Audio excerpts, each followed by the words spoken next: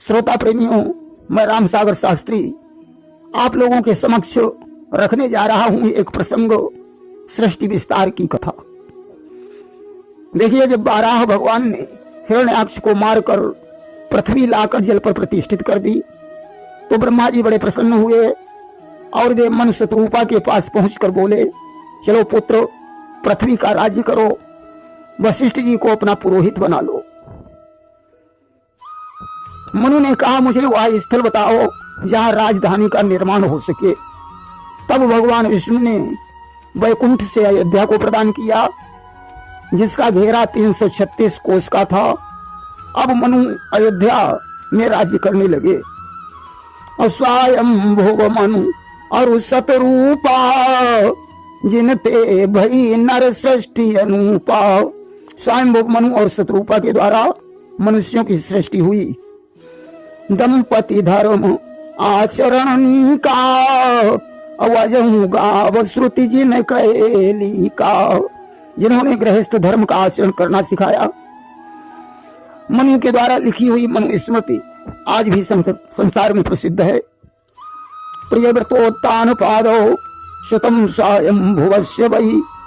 प्रियव्रत और उत्तानपाद ये दो पुत्र मनु और शत्रुपा के द्वारा उत्पन्न हुए तथा आकुति, देवहूति और प्रसूति ये 3 कन्याएं हुई। इनमें उत्तानपाद के 2 विवाह हुए, सुनीति और सुरुचि से, जिनमें सुनीति से ध्रुव का जन्म हुआ और सुरुचि से उत्तम का जन्म हुआ। उत्तम को यक्षों ने मार डाला था। ध्रुव की 2 पत्नियां थीं, भ्रमी और इला। भ्रमी से कल्प और वत्सर 2 पुत्र हुए। इला से उत्कल का जन्म हुआ। प्रियव्रत का विवाह विश्वकर्मा प्रजापति की कन्या बरहिष्मति के साथ हुआ, जिनसे अग्निन्द्र आदि 10 पुत्रों का जन्म हुआ तथा ऊर्जस्वती नामक एक कन्या उत्पन्न हुई। देखिए, स्वयंभुव मनु ने अपनी पुत्री आकुति का विवाह प्रजापति ऋषि के साथ कर दिया, जिनसे यज्ञ पुरुष भगवान का जन्म हुआ। देवहूति का विवाह इन्होंने कर्दम ऋषि के साथ कर दिया, जिनसे कपिल देव की उत्पत्ति हुई तथा 9 कन्याओं का जन्म हुआ। उन कन्याओं में कला नाम की कन्या का विवाह इन्होंने मरीचि के साथ कर दिया, जिनसे कश्यप एवं पूर्णिमा 2 पुत्रों का जन्म हुआ। अनसुईया का विवाह इन्होंने अत्रि के साथ कर दिया, जिनसे दत्तात्रेय, दुर्वासा और चंद्रमा 3 पुत्रों का जन्म हुआ। श्रद्धा का विवाह इन्होंने अंगिरा के साथ कर दिया, जिनसे सिनीबाला, कुहू, राका और अनुमति 4 पुत्रियां हुई तथा उतथ्य और बृहस्पति 2 पुत्र उत्पन्न हुए। हरि का विवाह इन्होंने पुलस्त के साथ कर दिया, जिनसे अगस्त और विश्वश्रवा 2 पुत्र हुए। गति का विवाह पुलह के साथ हुआ, जिनसे कर्म श्रेष्ठ, बरियान, सहिष्णु ये 3 पुत्र हुए। क्रिया का विवाह क्रतु के साथ हुआ, जिनसे बालखिल्यादि 60,000 ऋषि उत्पन्न हुए। ख्याति का विवाह भृगु के साथ हुआ, जिनसे धाता और विधाता 2 पुत्र हुए एवं श्री नाम की कन्या का जन्म हुआ। अरुंधति का विवाह वशिष्ठ के साथ हुआ, जिनसे चित्रकेतु, सुरोच, मित्र, उलवण, वश, मृद्यान और दुमान आदि 70 उत्पन्न हुए। शांति का विवाह अंगिरा ऋषि के साथ हुआ, जिनसे महात्मा दधीच की उत्पत्ति हुई। इस तरीके से ब्रह्मा जी द्वारा उत्पन्न किए गए 9 महात्माओं का विवाह हो गया। नारद जी बचे। देखिए, नारद का विवाह संजय की पुत्री दमयंती के साथ हुआ था। अब मनु ने अपनी तीसरी कन्या प्रसूति का विवाह दक्ष प्रजापति के साथ कर दिया, जिनसे 60 पुत्रों का जन्म हुआ। नारद ने उन्हें उपदेश देकर विरक्त बना दिया। दक्ष ने नारद को श्राप दे दिया कि तुम 2.5 घड़ी से ऊपर कहीं नहीं ठहर पाओगे। यदि ठहरोगे तो तुम्हारे मस्तक में पीड़ा होने लगेगी। नारद ने भी दक्ष को श्राप दे दिया कि अब तुम्हारे कोई पुत्र नहीं हो सकता है।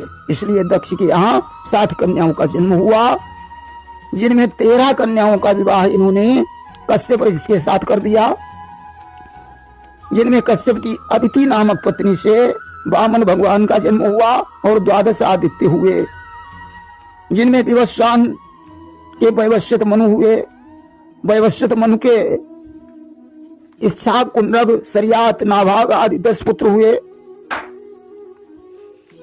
कश्यप की दूसरी पत्नी दिति से हिरण्याकश्यप, हिरण्याक्ष से 2 पुत्र एवं सिंहिका नामक एक पुत्री उत्पन्न हुई तथा 49 मरुदगणों की उत्पत्ति हुई।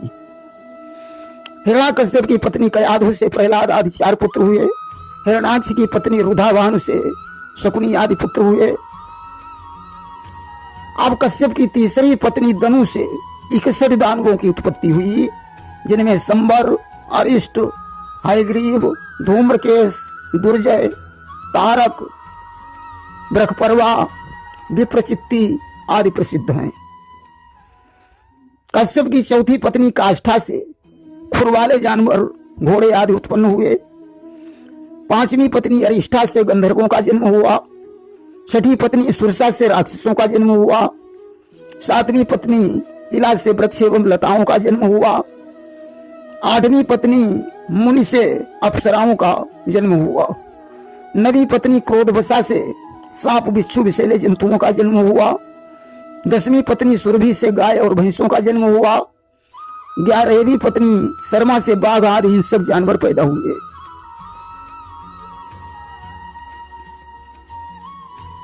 12वीं पत्नी ताम्रा से बाज एवं गिद्धों का जन्म हुआ। 13वीं पत्नी तिमी से जल जंतु उत्पन्न हुए। 14वीं पत्नी विनिता से गरुण और अरुण की उत्पत्ति हुई। इनकी 15वीं पत्नी कद्रु से अष्टनागों की उत्पत्ति हुई, जिनमें अनंत, वासुकी, तक्षक, करकोटक, पद्म, महापद्म, शंख और कुलिक, ये अष्टनागों की उत्पत्ति हुई। 16वीं पत्नी पतंगी से पक्षियों का जन्म हुआ तथा इनकी 17वीं पत्नी यामिनी से शलभ पतंगों का जन्म हुआ। दक्ष ने अपनी 27 कन्याएं चंद्रमा को दे दी, जो अश्विनी, रेवती आदि नक्षत्रों के रूप में जानी जाती हैं। इनमें बुध को रोहिणी और चंद्रमा का पुत्र माना जाता है। दक्ष प्रजापति ने अपनी 10 कन्याओं का विवाह धर्म के साथ कर दिया, जिनमें मूर्ति नाम की जो पत्नी है, उससे भगवान नारायण का जन्म हुआ था। दक्ष ने रति का विवाह कामदेव से, स्वाहा का विवाह अग्निदेव से, स्वधा का विवाह पितृदेव से कर दिया। अर्ची और दिशाना का विवाह कृषाशु के साथ कर दिया तथा अपनी 4 पुत्रियों का विवाह तार्स नामक कश्यप के साथ कर दिया। एक सती नाम की पुत्री का विवाह इन्होंने भगवान शंकर के साथ कर दिया। इस प्रकार दक्ष की 60 कन्याओं का विवाह होता है।